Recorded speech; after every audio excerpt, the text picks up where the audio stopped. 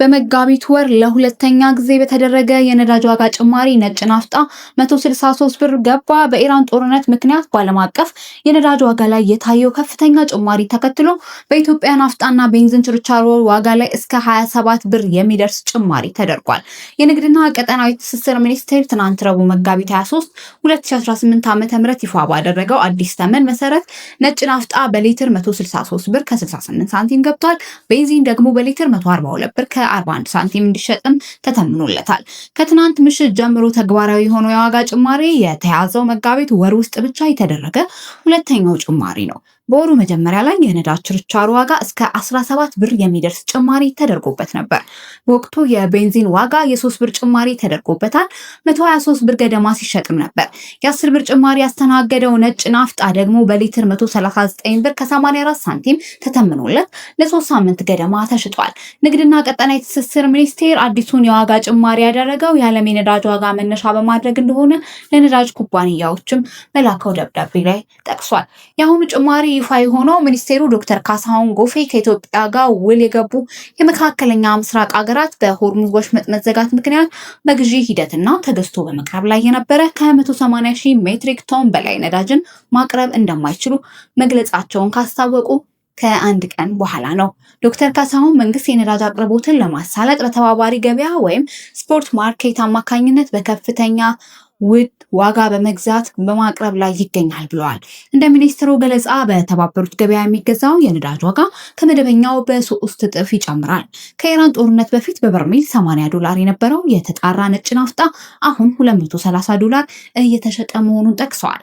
ቤንዚን ከነበረበት $72 ገደማ የበርሜል ዋጋ ወደ $150 ማሻቀቡን ገልጸዋል።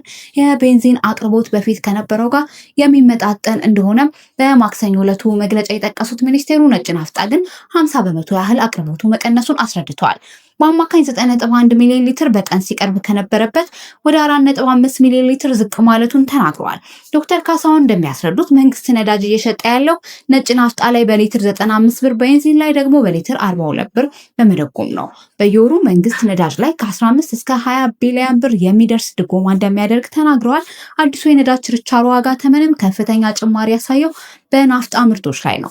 ከፍተኛ የሆነውን የ27 ብር ጭማሪ ያስተናገደው ከባድ ጥቁር ናፍጣ ዋጋው 160 ብር ከ68 ሳንቲም ገብቷል። ቀላል ጥቁር ናፍጣ ደግሞ ከነበረበት 137 ብር ገደማ ዋጋው ወደ 163 ብር ከ98 ሳንቲም ጨምሯል። ነጭ ናፍጣ የ23 ብር፣ ቤንዚን የ10 ብር ጭማሪ ተደርጎባቸዋል። ኬሮሲን የ5 ብር ገደማ ጭማሪ አሳይቶ 151 ብር ገብቷል። የአውሮፕላን ነዳጅ 150 ብር እንዲሸጥ ተወስኗል። አሜሪካና እስራኤል በኢራን ላይ ከከፈቱት አንድ ወር የተሻገረው ጦርነት በዓለም ነዳጅ አቅርቦት ላይ ከፍተኛ መስተጓጎል እንዲሁም ዋጋ ጭማሪ ያስከትሏል። ኢራን ከዓለም የነዳጅና ጋዝ ምርት ውስጥ ከ20 በመቶ የሚተላለፍበትን የሆርሙዝ ወሽመጥ መዝጋቷን ተከትሎ በርካታ መርከቦች ጉዟቸውን ለማቆም ተገደዋል። በወሽመጡ በኩል ከሚያልፈው ነዳጅ ተጠቃሚ የሆኑት የእስያ ሀገራት የስራ ቀናትን ከመቀነስ እስከ ተቋማትን የመዝጋት እርምጃ ወስደዋል። በኢትዮጵያ በአንዳንድ የመንግስት ተቋማት ሰራተኞቻቸው የዓመት እረፍት እንዲወጡ እያደረጉ ነው። መንግስት ነዳጅ ለየትኛውም ተሽከርካሪ ቅድሚያ መስጠት እንዳለበት መመሪያዎችን አውጥቷል። ይህ መረጃ የቢቢሲ ነው። በዓለም ላይ ዋነኛ የነዳጅ እጥረት መቼ ነበር የተከሰተው? አሁን ያጋጠመው ከቀደመው ምን ያህል የከፋ ነው? ለዓለም የነዳጅና ኃይል አቅርቦት መሰረት የሆነው የሆርሙዝ ወሽመጥ መዘጋት የሀገራትን ምጣኔ ሀብት ወደ ያልተጠበቀ ቀውስም እየወሰደ ይገኛል። አንድ ወር ባለፈው የኢራን ጦርነት ምክንያት የተከሰተው ምስቅልቅል ዓለም በአውሮፓውያን በ1970 ከገጠማት ቀውስ የባሰ ሊሆን እንደሚችል ምልክቶች መታየት ጀምረዋል። በአውሮፓውያኑ 1970ዎቹ መላው ዓለምን ያናወጠው የነዳጅ ቀውስ በምን ምክንያት ነበር የተከሰተው? አሁን ከተከሰተ የነዳጅ እጥረት ጋር እንዴት ይነጻጸራል? የነዳጅ ዝውውር ባለሙያ ላርስ ጃንሰን እንደሚናገሩት አሜሪካና እስራኤል ኢራን ላይ የከፈቱት ጦርነት በ1970 ከተስተዋለ የምጣኔ ሀብት ቀውስ የረዘመ ጊዜ ሊወስድ የሚችል ነው። የዓለም አቀፉ ኢነርጂ ኤጀንሲ ዳይሬክተር ፌዝ ብሮል ዓለም በታሪክ ያልታየ የኢነርጂ አቅርቦት ችግር እየገጠማት ነው ሲሉ ማስጠንቀቂያ ሰጥተዋል። በ1970 ካየነው የአሁኑ የበለጠ ሰፊ ነው። የነዳጅ ዋጋ እጅጉን ጨምሯል። ሩሲያ ዩክሬን ከወረረች በኋላ ከታየው በባሰ ሁኔታ የተፈጥሮ ጋዝ ኑሯል በማለት ለቢቢሲ አስረድተዋል። የሆርሙዝ ወሽመጥ በመዝጋት ዓለም አቀፍ የሸቀጥ ዝውውርና ንግድን የሚያውቅ ቢሆንም እንኳ አሁን ያለው ዓለም ከዚህ ቀደም በተሻለ ፈተናዎችን መቋቋም የሚችል ነው ብለው የሚከራከሩ ባለሙያዎችም አሉ። የ1970 የነዳጅ ቀውስ ምን ተከሰተ? የአውሮፓውያኑ 1970 የነዳጅ ቀውስ ካሁን በእጅጉ የተለየ ነው ሲሉ የክሪስቶል ኢነርጂ ዋና ኃላፊ ዶክተር ካሮል ናኪን ይናገራሉ። የዚህን ጊዜው የነዳጅ ቀውስ ሆን ተብሎ በተወሰደ የፖሊሲ ለውጥ የተከሰተ ነበር ሲሉ የምጣኔ ሀብት ባለሙያዋ ያስረዳሉ። በአውሮፓውያን ጥቅምት 1973 ላይ የአረብ ነዳጅ አምራች በአሜሪካ ወገን ባሉ ሀገራት ላይ ማዕቀብ ጥለው ነበር። በመካከለኛው ምስራቅ በእስራኤልና በአረብ ሀገራት መካከል በተከሰተው የዮም ኪፑር ጦርነት ወቅት እስራኤልን የደገፉ ሀገራት ላይ የተወሰደ እርምጃ ነው። የአረብ ሀገራት የፖሊሲ ለውጥ በእስራኤል ደጋፊ ሀገራት ላይ የነዳጅ ምርት ማዕቀብ መጣልን ያካተተ ነበር። በወራቱ ውስጥ የነዳጅ ዋጋ በ4 እጥፍ ጨምሮ ነበር ሲሉ ባለሙያዎች ያስታውሳሉ። በከፍተኛ መጠን ነዳጅ ይጠቀሙ የነበሩ ሀገራት የነዳጅ ክምችትን ቆጥበውና ከፋፍሎ ለመጠቀም ተገደዋል። የተፈጠረው ዓለም አቀፍ ምጣኔ ሀብትና ፋይናንስ ቀውስ ዘላቂ ጫና ያሳደረ እንደሆነ ይናገራሉ። በኩዊንስ ዩኒቨርሲቲ አጥኚ የሆኑት ዶክተር ትራኔን ሄኒ እንደሚናገሩት የነዳጅ ዋጋ መጨመር በመላው ዓለም የዋጋ ንረት አስከትሏል። ስለዚህ ንግድ እየተቀዛቀዘ፣ የስራ አጥነት መጠን እየጨመረ ነው ይላሉ። በተለያዩ ሀገራት የስራ ማቆም አድማዎች እንዲካሄዱ መነሻ እንደሆነ ጠቅሰው ማህበራዊ መስተጋብርን ያወከ አለመረጋጋትን የፈጠረ ኑሮን ለመግፋት እየታገሉ ያሉ ሰዎችን ህይወት የበለጠ ያመሰቃቀለ ነው ብለዋል። በአውሮፓውያኑ ከ1973 እስከ 1975 ድረስ ባሉት ዓመታት አሜሪካና ዩናይትድ ኪንግደም የምጣኔ ሀብት ቀውስም ገጥሟቸዋል። የቴዲ ሄል ወግ አጥባቂ መንግስት በ1974 የወደቀው በዚህ ምክንያት እንደሆነ አይዘነጋም። አሁን የተፈጠረው የነዳጅ ቀውስ ምን ይመስላል? አሜሪካና እስራኤል ኢራን ላይ ጦርነት መክፈታቸውን ተከትሎ የሆርሙዝ ወሽመጥ መርከቦችን እያሳለፈ አይደለም። ይህም ከባህረ ሰላጤው ሀገራት የሚነሱ የነዳጅ፣ የጋዝ፣ የሌሎች ሸቀጦች ዝውውር አስተጓጉሏል። ከዓለም 1/5ኛው የነዳጅ አቅርቦት የሚተላለፈው በሆርሙዝ ወሽመጥ በኩል ነው። ፕሬዚዳንት ዶናልድ ትራምፕ ነዳጅ በወሽመጡ በኩል እንዲተላለፍ የተለያዩ ጥረቶች አድርገዋል።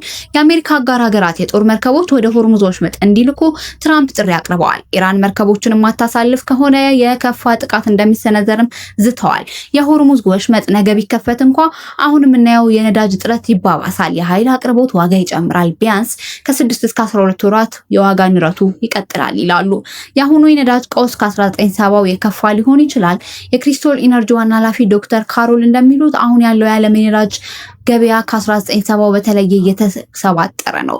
ጥቅም ላይ የዋለ ያለው የነዳጅ መጠን መቀነሱን ያስረዳሉ። የነዳጅ ዋጋ ቢጨምር ቀውሱ ከዚህ ቀደም ጋር ሲነጻጸር የከፋ እንደማይሆን ያምናሉ። ከፍተኛ መጠን ያለው የነዳጅ እጥረት ያስተዋልን ነው። በቅርብ ጊዜ ታሪኩ ከፍተኛ ሊባል የሚችል ነው። ሆኖም የዓለም ገበያ በ1970 ከነበረው አሁን ጠንካራ ነው ይላሉ። አሁን ያለው የነዳጅ ገበያ የተሰባጠረ ነው። ነዳጅን ብቻ አማራጭ ከማድረግ የተሻለ አካሄድም አለ። ድንገተኛ ነገር ሲከሰት ለመቋቋም ዝግጅትም ተደርጓል ሲሉ ያክላሉ። በናቲክስ ሲአይቢ የጥናት ኃላፊ የሆኑት ጆኤል ሃንኮክ እንደሚናገሩት በ1970 የነበረው የነዳጅ ማዕቀብን ያደረጉ ሀገራት ላይ ያነጣጠረ ነበር። እነዚህ ሀገራት የነዳጅ ቀውስን ለማቋቋም ፖለቲካዊ አቅም ነበራቸው። አሁን የተፈጠረው የነዳጅ ወቅት በአንጻሩ ታዳጊ ሀገራትን የሚጎዳ ነው። እነዚህ ታዳጊ ሀገራት ቀውሱን ለመቋቋም የገንዘብ እንዲሁም የተቋማዊ አቅም የላቸውም ሲሉ ባለሙያው ያስረዳሉ። በ1970 ከነበረው በተለየ አሁን ላይ የነዳጅ ቀውስ ከኢነርጂ ቀውስ ጋር የሚዛመድ መሆኑ ይጠቅሳሉ። አሁን ከተፈጠረው ምስቅልቅል መውጣት የሚቻለው ጦርነቱ ሲቆም መሆኑን ያስረዳሉ። በኩዊንስ ዩኒቨርሲቲ አጥኚ የሆኑት ዶክተር ቲራን ሄኒ በበኩላቸው አሁን ላይ ዓለም ምጣኔ ሀብትን በተሻለ መንገድ መገንዘብና በርካታ ሀገራት የነዳጅ ክምችት ያላቸው መሆኑን ያስረዳሉ። ችግሩ የጎላ የሚሆነው ሲራዘም ነው። ይህም የወደፊቱን ጊዜ ያጨልመዋል። የተሻለ መፍትሄ የሚሆነው ግጭቱን በአፋጣኝ ቆሞ ወደ መረጋጋት መመለስ ነው ይላሉ። ይህ ዘገባ የቢቢሲ ነው።